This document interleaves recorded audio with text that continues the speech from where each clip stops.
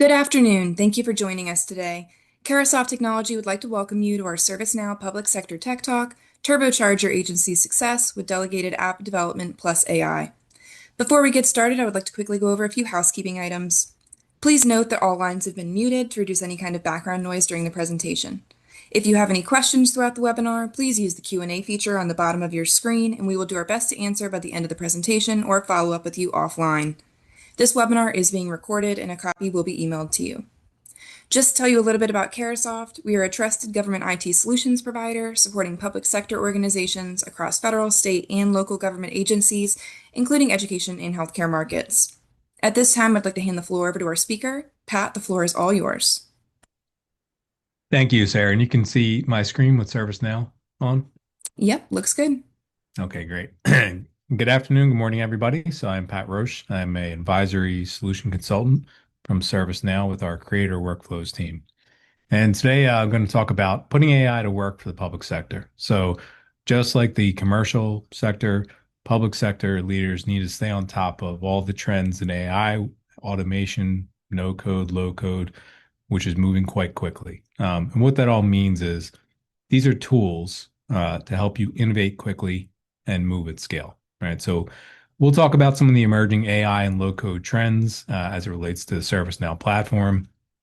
And then I'm going to dive into how you can actually use and deploy AI on the platform, as well as for building, as well as AI agents for end users to kind of help them autonomously accomplish tasks and interact with data, which is pretty cool. And we'll go through our vision of AI. Before I begin, quick safe harbor notice. So when you're dealing with new technology, everything moves very quickly. If you have any questions, I'll do the best I can to answer them to the best of my knowledge, but it's not a guarantee of a future roadmap, just safe harbor. So what is AI all about for you in public sector with creator workflows? So it's really a tool to give you some hope in solving complexity, which everybody undoubtedly has with hundreds, if not thousands of applications out there. Gartner, you can see there predicts by 2028, 75% of all software engineers will use AI coding assistants, and that may well be 100% given the pace of change here. And that's all well and good. But if it's poorly executed, then the results and the return won't be what you're after. So AI is only as powerful as the platform it's built on. And the systems and all the data underneath that platform that it's connected to. And that's what we've been focused on for years. So our platform is really the foundation, that infrastructure layer where we let you have choice to adapt to your needs. We are well aware that you have existing IT investments. You see at the bottom there of the slide, some of those systems like AWS and Oracle, SAP, Workday, et cetera. So there's probably hundreds, if not thousands of those applications that exist in your organization. So all those discrete line of business apps are great and they solve a need, but they can also create complexity, especially when you try to move from one to another to accomplish a task. And that's where ServiceNow comes in. Yeah, if you wanted to spend a project that might take years and millions of dollars to migrate systems and bring in and replace those, you can bring in a technology like our platform that sits on top of those and delivers value right away. So we have our workflow data fabric where we can connect and unify all the different data from those systems with pre-built integrations. You don't have to build the integrations yourself, which is time consuming. We can reach out via point-to-point integrations, real-time data streaming, and we also have zero copy partnerships. So if you have a data lake or a data warehouse with tools like Snowflake or Databricks and all the other ones in that space, we can connect to those and make that part of the workflow and agentic AI as well. So we bring AI and workflow to every part of your organization. Right. So again, just as a summary, the AI agents and I'll give you a couple examples. We're going to walk through some real ones. They don't just assist, they can actually take action on your behalf. So if you tell it to do a task for you, it can actually go out and use all the data available to it. Again, the more data you connect, the more it can do and perform tasks on your behalf, which is great for the people that consume the applications that we all build. But to do it well, you need data. So for the AI agents to transform your organization and public sector, they need access to the right data. The more data, the better. So Workflow Data Fabric can connect all those systems. And then once you have it, right, of course, workflow. So you want the AI agents to run on the ServiceNow platform because we're the world's number one workflow automation engine. So it's this combination that allows you to move quickly. So you want to imagine a world where you can deploy these workflows faster than you ever had before. And you can do that with our tools, right? So just kind of a sampling here of the tools that I'm going to show you live. Code generation, generating workflows, giving you recommendations, giving you visual playbooks, which is like a Visio diagram come to life, creating tests for you, analytics, creating the UI. You can do this all in a conversational interface, interactively too. So as you make you tell it what to do, it shows you the results, it shows you the plan. You can make tweaks to it, and it deploys things. And that's going to be the way of the world, and really going to improve your productivity. So if you're a team of 20 or you're a team of two, you're going to be able to be more productive, and it's going to make your life easier, as both as a developer and as the folks in the organization consuming those applications we develop. So again, it makes everyone's life a little bit easier, makes you more productive as a developer, makes you more productive as somebody who uses these systems because your feedback and your changes are going to happen more quickly. And all that's built on an AI-ready platform. So you can start building AI into your workflows, which is going to be a part, if not already, of everybody's day to day. So couple just high level examples here. So some of the tools, what you're seeing here in this panel is the analysis panel that you're going to have a conversation with about what you're trying to do, what you're trying to accomplish, what you want to build. So you can build an app in a few minutes instead of days or months, particularly if you're newer to the platform. This is invaluable to help you get up running quickly. So you can see, you can have a conversation where you want to create an application, tell it what you want to do, not in minute detail, but tell it generally what you want to do, and it will make suggestions for you, so you can get that app running up and quickly. Um, if you want to be explicit and tell it to create a playbook, which again is kind of like a uh, visual diagram or a Visio diagram come to life that's interactive for those that are fielding these requests, you can tell it, in this case, a warranty claim. Here's what I want you to do. Gather that information, create the playbook. Again, you're having a conversation, it's doing the building. So it'll generate that preview for you every time you're coming in there, and you can look at it, you can keep it, you can tweak it. For a playbook, for a catalog items, which is the things you're going to deploy that an end user will see very quickly. Again, all conversational. And then we give you deeper visibility into those applications too. So our AI agents can go and examine all the features out there like tables, roles, scripts, and summarize what they're doing and how they're being used. So are people using them? How many people, who, when, all those types of things. Again, the forms, very important. So making sure the data gets captured correctly, is validated. There's rules around it. You can create a form to collect information. You can put validation features in it. Again, you're just telling it what you want it to do. It will make a plan to figure out how, and then you can work together with it as it assists you to kind of to get things done. Right. And then testing, which is something that frankly is often overlooked because it's just time consuming and manual. Again, the AI system will help you create those tests to make sure that what you're producing and what the application is helping you produce runs the way you expect it to. So automated test generation, again, nice feature. This one is not going to show live today, but this is certainly something if you're building applications on the platform, something you want to know, and that's process mining. So if you have a process out there, even if the process is IT service management or HR service delivery, something out of the box or something certainly you've built, we want to be able to visually see how that process is performing. And what process mining does is it will go on your behalf and look for inefficiencies.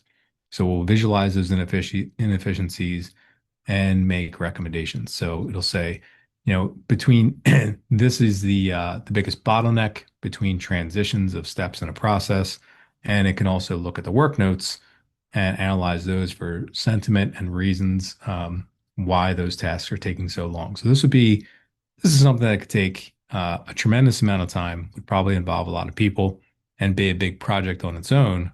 That's something, again, you put the tool to work, they can go find inefficiencies for you. So, and then for users that are, they're fielding requests. So I'm going to go through a demonstration of creating a training application. For those that are, they're on the back end or the middle layer, kind of fielding those requests. They can also say, I want to, help me do something else. I want you to go and create some visualizations, some analytics for me, and it will, again, it'll do it on your behalf, give you a preview, and you can just kind of drag and drop those and put those on a dashboard for you. So, before we get in there, just as a summary, what we're really talking about is making things easier for you, for the person that are creating the applications to be more productive, to build better applications, to do it more easily, more quickly because there's always more demand. And then for the people that are consuming those applications, again, it's making their life easier as well because that's the whole reason we're creating these apps, right? Creating applications to handle something that's manual, handle something that's time consuming or error prone or just uh, doesn't have the experience that everyone in the public sector wants, whether that's citizen facing or internal facing, and we want them to be able to have information at their fingertips, be able to get things done more easily. So better for those that are creating applications, better for those that are using the applications. That's really what these tools are all about. And they are tools to help you out. So that's a little bit of the overview. So I'm going to pause on this before I jump into a little bit of a kind of a what that looks like day in the life demonstration. So this is the scenario that I'm going to walk everybody through here today. So in this one, we're transforming the cross-training with analysis for creator and AI agents. So there's going to be quite a bit of what this looks like for those of you that are building applications, which are great tools to make you more productive, make your life easier, and then how end users can use the AI analysis tools as well to make their life easier. So we're building a training application we're going to build and deploy and see what that looks like.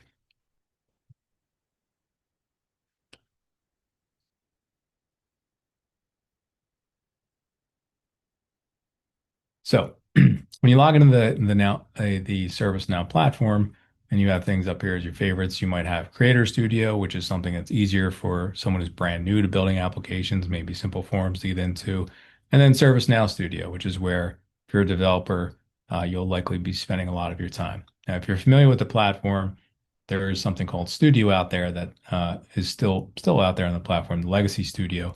ServiceNow Studio is the newer version of that. So completely updated, completely refreshed, much better experience. And obviously it's where the conversational now assist experience is built in. So you can see we log into ServiceNow Studio. We have all our applications here on the left, anything you've recently opened or resources, and you can create an application manually, or you can open up this Now Assist panel, which we talked about a little earlier.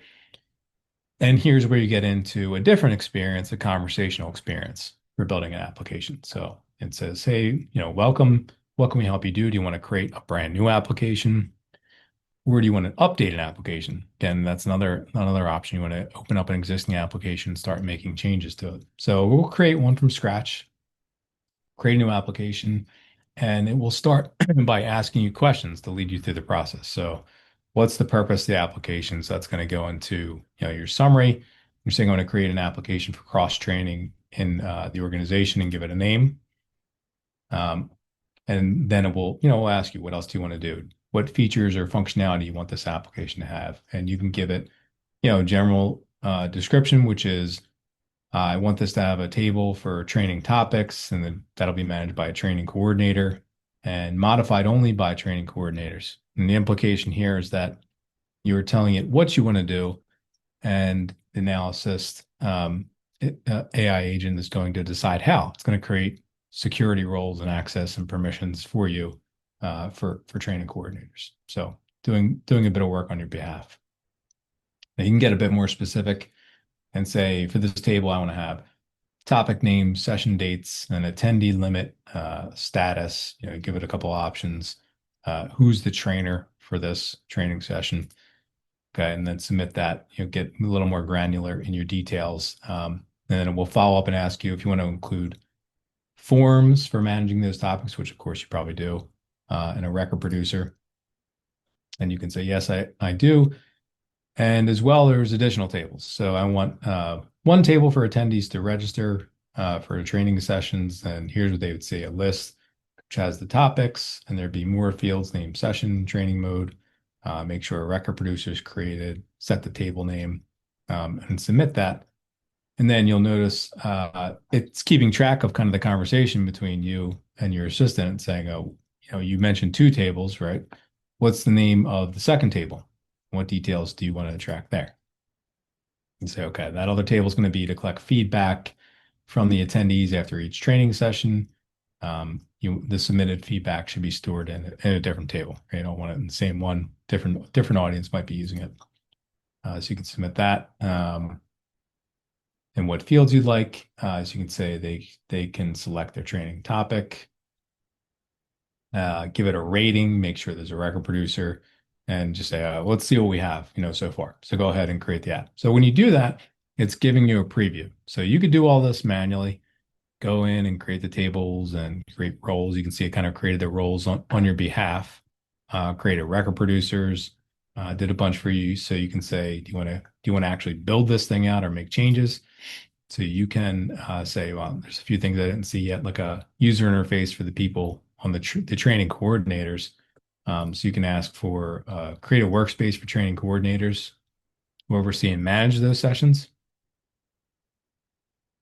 Okay, and then you want to save and continue, save your checkpoints so you can see it did create a user interface, create a workspace for training coordinators workspace with a landing page, filter tab, record pages, things like that. So you can say, I want to save and open the app, give it a summary so other people know what this is, other developers, other users. So it's reading all the things you've created, all the tables and roles and descriptions, and it'll give you analysis, will give you a summary of the application. So you can say, that looks good, makes sense. I want to use that as the application description and save that off.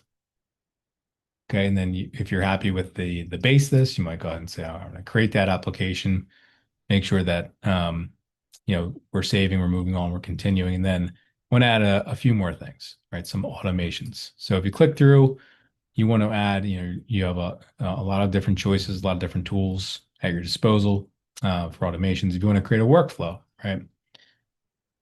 And continue. And this is where it's doing a lot of work that otherwise would be time consuming on your behalf, right? So workflow is some automation that you want to have happening behind the scenes. So in this case, for the training application, we would say, I want to send a reminder email, which is a normal thing to do for everyone who's attending the training session and the trainers.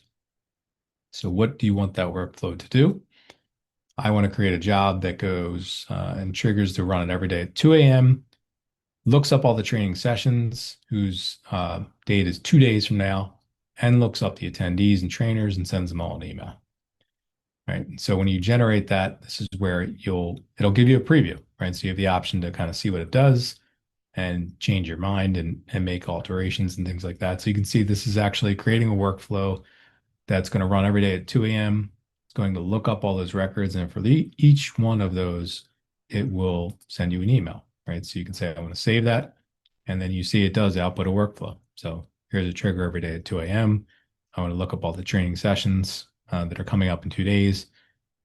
And for each of those sessions, I want to look up the attendees and trainers and send them an email, right? And then you can click on the send email step and modify what that email to say, either statically or dynamically. But it built this for you. And if you're new to the platform, this is super, super helpful. And even if you're experienced, it'll create things very quickly. And as you get used to it, it'll be a boost. So you may also want to come in here into our cross-training application, create another flow in a similar way. So gathering feedback from the attendees. We created tables to gather feedback from people from the training sessions, which makes sense. And again, you're describing what you want. I want this job to run just as an example at 3 a.m. It should look up all the training sessions that ended the day before and the attendees and send them an email. Right? I'm going to get their feedback. So I can generate that in a similar way, right? It's a job that's going to run. It's going to look up those sessions that already ended, and for each of those attendees, going to go through and send them a note and an email to give feedback. Right? So again, another workflow created without you dragging and dropping each of the individual items and having to know I wanted to do a lookup, I wanted to do a for each loop, and then another lookup. It's kind of figuring that you're telling it what to do. It's figuring out how to do it and giving you the option to tweak it. Got it. So, what other automations might we have? Playbook. So, workflow is sort of something that's an automation. It's kind of happening as you planned it out, but maybe a little bit sight unseen. Playbook is really a visual, user facing. Think of it like a Visio diagram here come to life. So when we're talking about this process, the training coordinators, we want to give them a playbook, right? A playbook to run a training session. So they want to resume the first stage might be reviewing the session information, verifying the trainer details and making sure they're ready, sending them emails, managing the attendee registrations for the stage three, start the session, then make it unavailable for people to register, giving that a whole description. And again, you can generate this and it'll show you. It's generating the actual Visio looking diagram, and this will come to life for the training coordinators in their workspace view of the world. But you can tweak this, you can change the prompt, you can change the items, or you can save and edit the playbook, right? So it created that from the description where you say, stage one, I want to review the details, check the availability. And then once that's complete, it'll let you go into stage two, where you're looking at trainer details and preparation and so on. You can change that. So now you may be a person who's working this and you're able to take it so far. You've done a lot of work. The analysis agent has done a lot of work, but um, JavaScript may not be in your skill set, or you have somebody else in your organization who's better on that front, and you want to invite them in and have them collaborate with you on this project, right? So you can say, I want to invite someone else to collaborate. In this case, I'll invite Elsa Timonen, send her an invitation, and they'll get they'll get an email that went out to collaborate. So I could switch over to Elsa, get her view of the world. So if she comes in to her view of the ServiceNow platform, and she can go to, again, ServiceNow Studio, also open in Creator Studio. All the applications go across your different IDEs and experiences.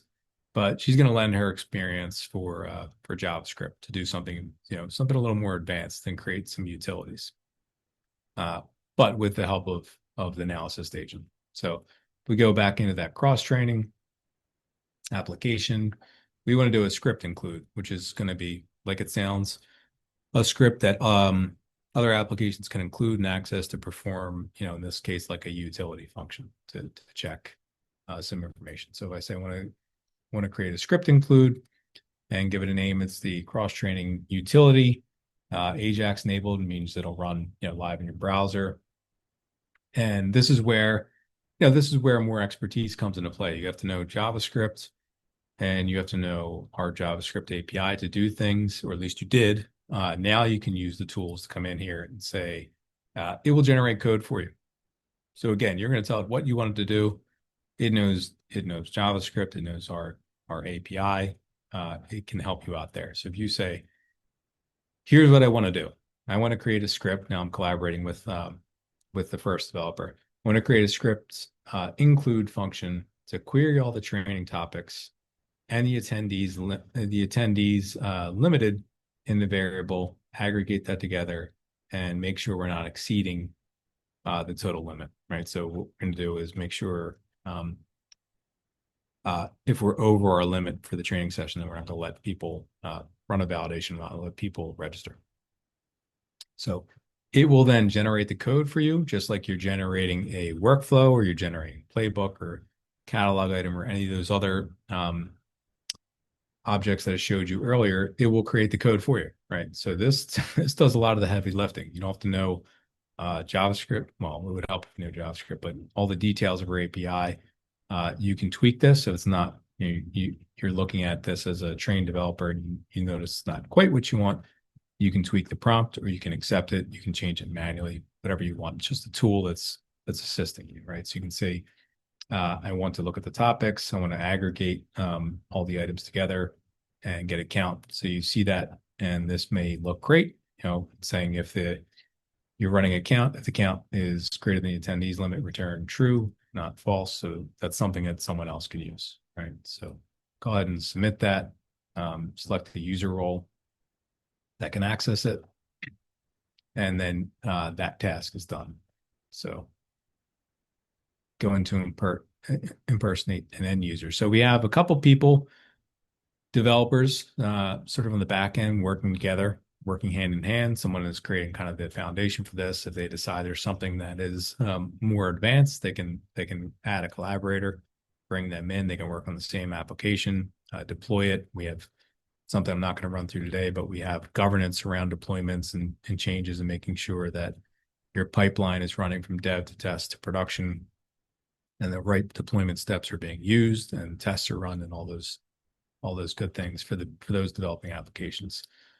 So for the end user, we were looking from inside out. Now we're looking from the outside in. They're going to come into their portal, right? And they may be looking for a favor here to register for a training. So we were conversational on what we wanted to build, and that's something that we can deploy to our employee center portal and say if there's a training topic you want to roll in.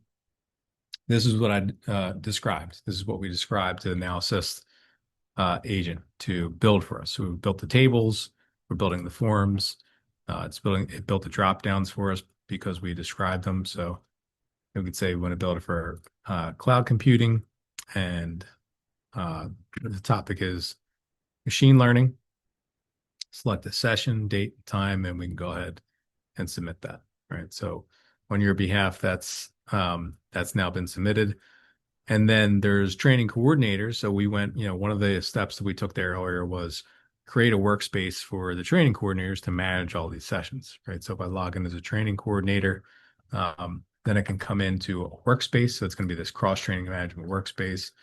And again, this was built for us, so we can use this. We can have our dashboard here, tell us about all the upcoming sessions and ongoing and whatever you'd like to measure here.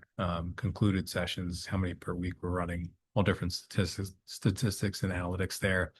Or we can just come into our list, right? So here I have different lists, and you can add these to filter any way you'd like. Pretty easy for the end user. But we have basically all of our trainers or attendees, our feedback, all the information there, and then different views of our upcoming training sessions. So if we want to click on the machine learning training session, here is the session.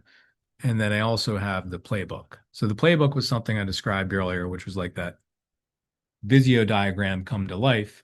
And this is what the end user would see, which is here's the steps that you have to take so nothing gets overlooked, right?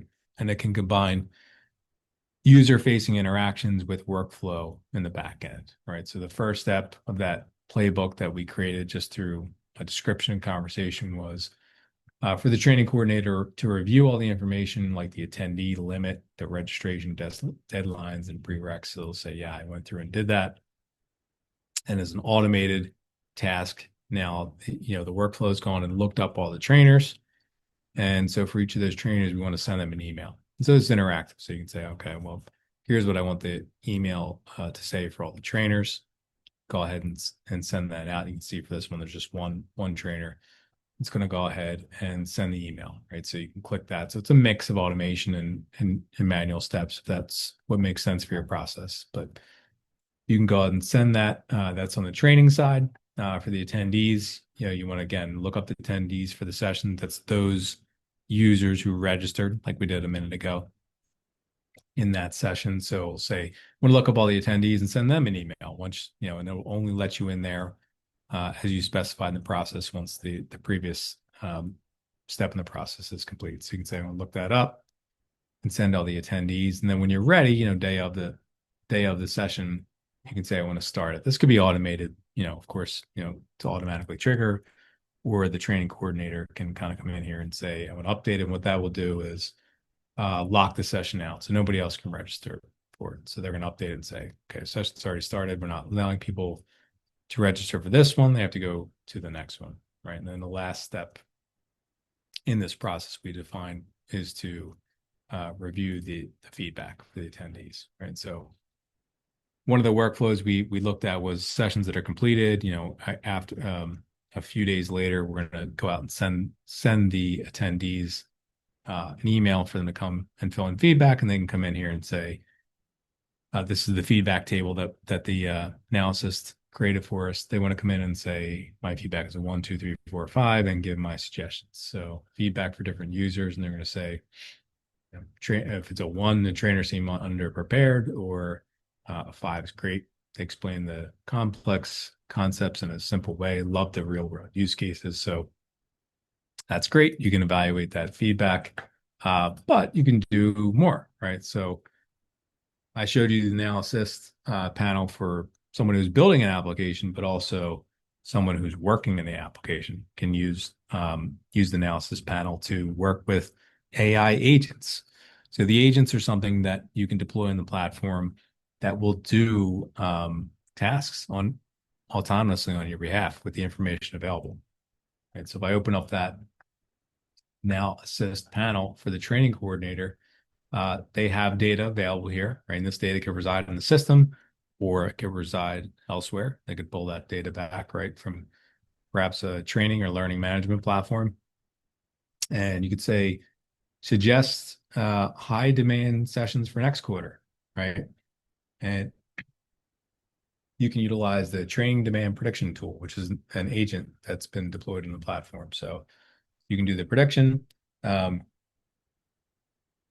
it will then go out and it's going to do a task autonomously. You're not telling it what to do step by step, but it's going to say, based on trends, skill gaps of employees, and maybe projects you have out here.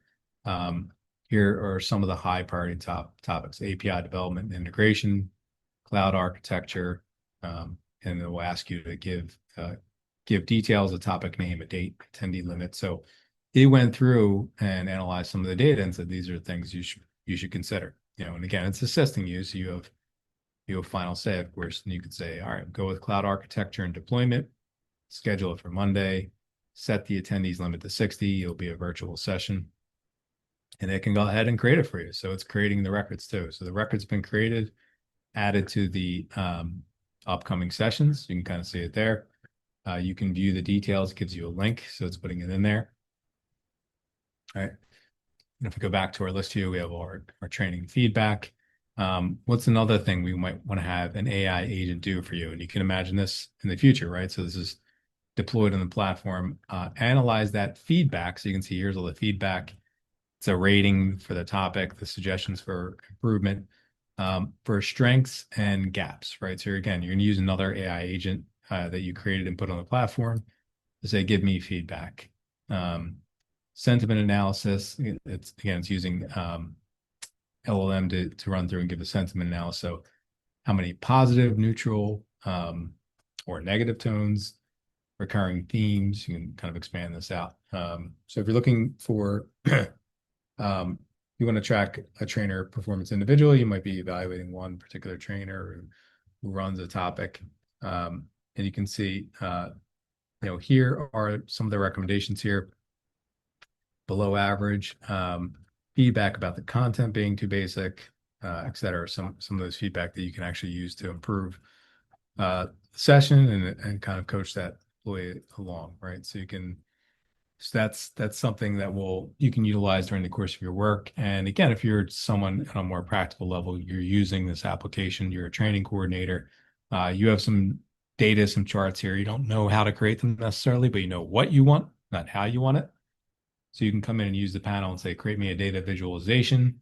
And here's what I want. I want show me all those training session responses as a pie chart. So it'll say, what do you want to group that by? You can say the training session rating, and it'll give you a preview. So yeah, that's kind of what I want. I want to add that to the dashboard. It'll put it down. You can drag it out, make it larger. This whole interface is like a canvas. So you can sort of drag and drop and use interactively. If there's something else you want to do, you want to use another table, you can say, show me all the training sessions whose date is before today, grouped by topic as a horizontal bar chart.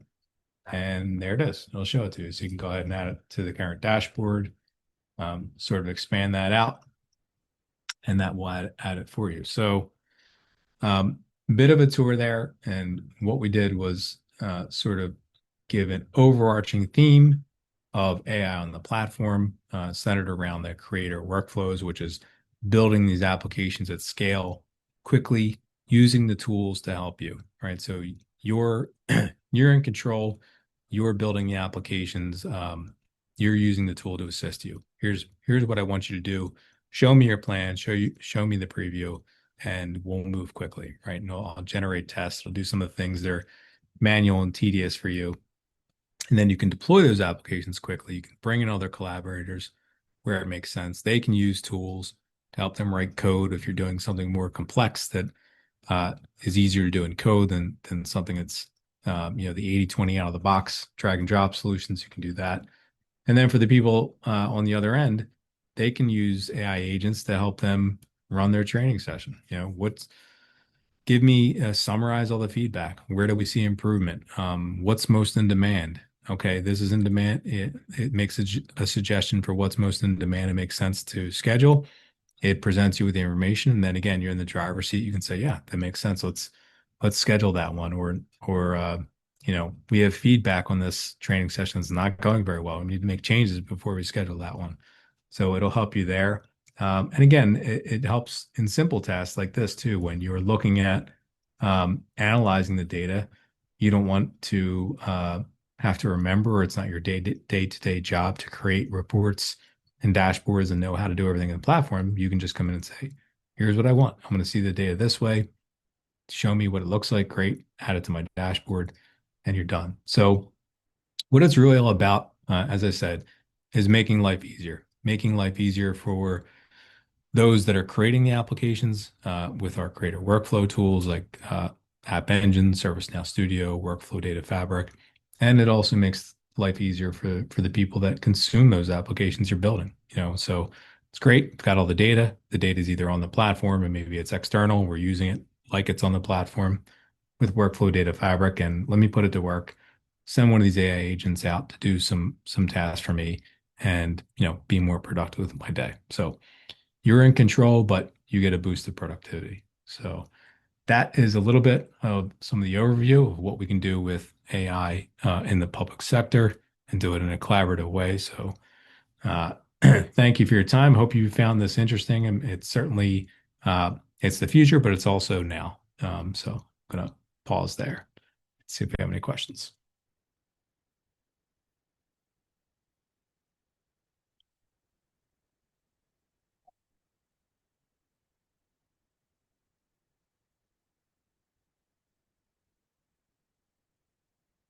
Just give me a moment here to see if chat.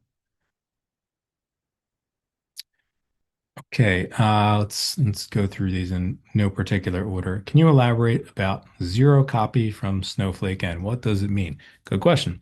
So zero copy is as it sounds. So if you have information in Snowflake or Databricks or some, all the other data warehouse vendors out there, you may want to, in quotes, bring that into the ServiceNow platform and make that, part of a workflow, right? So you have systems that are sending information to from the system of record from SAP or something like that, for example, to the Snowflake data warehouse. We don't have to pull in that data. We can just query it on Snowflake and it will appear like it's live and lives in the ServiceNow platform, but we leave it where it is. So it's zero copy.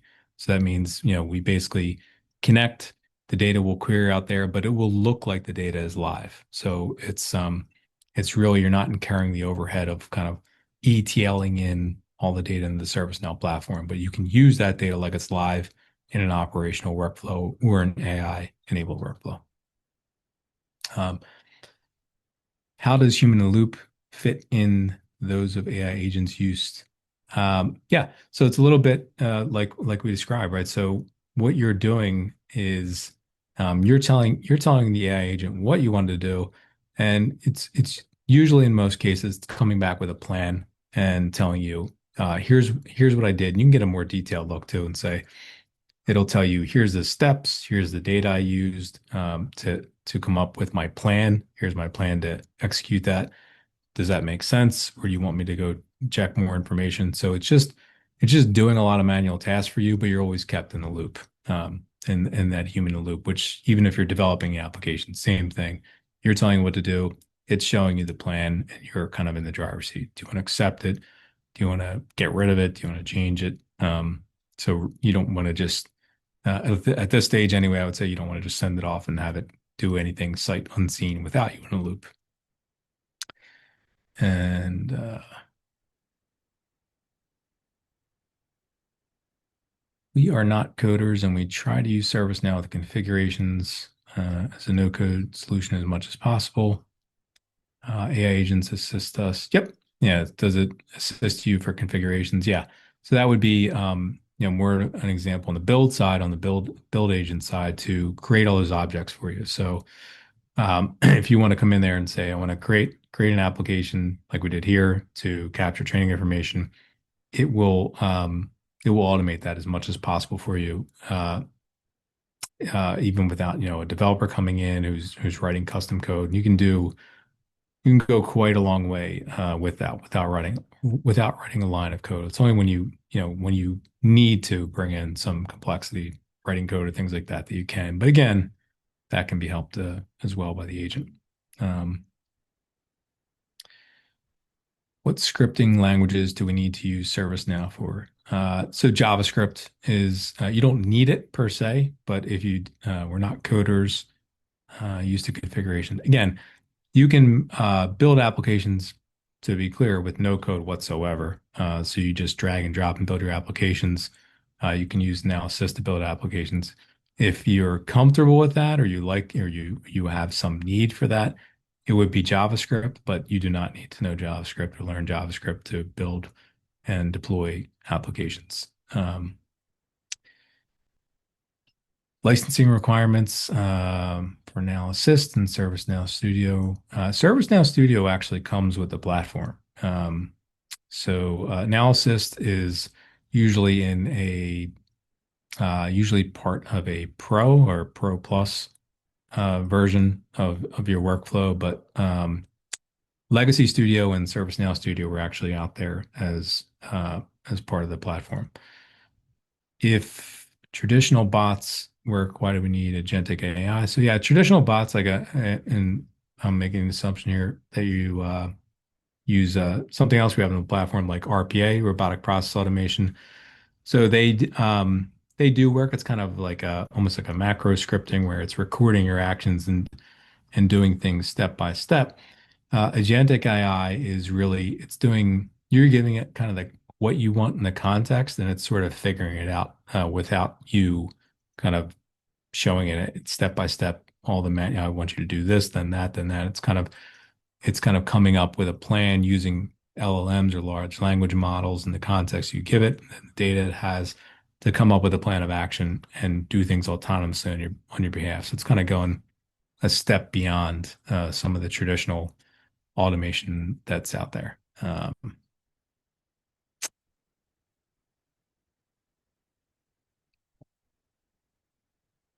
Yep, I think that's most of them. So if there's any more, I'll go back and sort of address them. But yeah, Sarah, I don't know if you want to turn it back over or. Thank you. I'd like to thank all of our participants as well as our speakers for being with us today. We hope the information you received during this webinar has been helpful. If you have any further questions or you'd like to request more information, please feel free to reach out. Thank you again and have a great day.